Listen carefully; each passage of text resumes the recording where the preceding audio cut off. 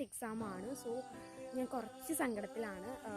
Because നമ്മുടെ 2 വർഷത്തെ journey ഇന്നത്തോടു കൂടി തീരാണ്. അത് ഒരുപാട് മെമ്മറീസ് ഉണ്ട്. കുറേ സംഭവങ്ങളൊക്കെ ഞാൻ ഒരുപാട് മിസ് ചെയ്യും. എക്സാം കഴിഞ്ഞു. അപ്പോൾ അത് വൈവയ്ക്ക് വേണ്ടിയിട്ടുള്ള പ്രിപ്പറേഷനിലാണ്.